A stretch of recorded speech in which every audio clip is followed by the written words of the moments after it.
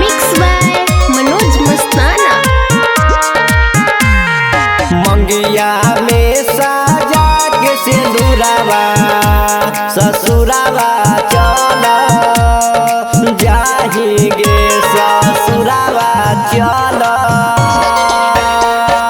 जाहिगे कवना कसुरावा के जानू दिल हमारा तोरी जाहिगे दिल हमारा तोरी जाहिगे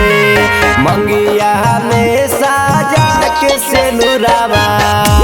ससुरावा चल जाहिगे ससुरावा चल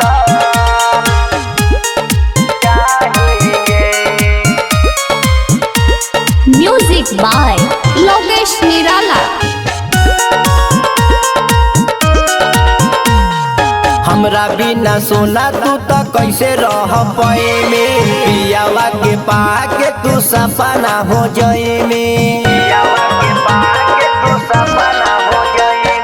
हमरा बिना सोना तू तो कैसे रह पैमे पियावा के पाके तू सपना हो जाइमे तोरे रहिया देखियो के जानो कहिया लौटी के आईनी के जाने कहिया लौटी के आईनी कबना कसुरवा जानू गे दिलावा तोरी के जाही गे दिलावा तोरी के जाही मंगिया में साजा के सिंदूरावा ससुरावा चल जाहिगे ससुरावा चल जाहिगे।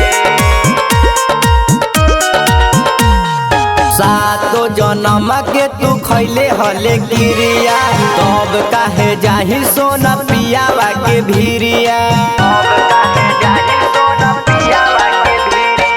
सातो जन्म के तू खैले हले गिरिया तब काहे जाही सोना पियावा के भिरिया रूपे सके दिलावा पका है छुरिया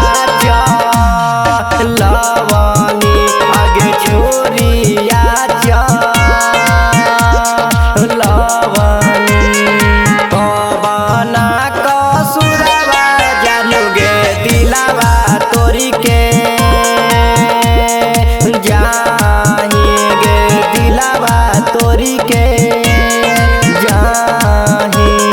मंगिया में साजा के सिंदूरावा ससुरावा चल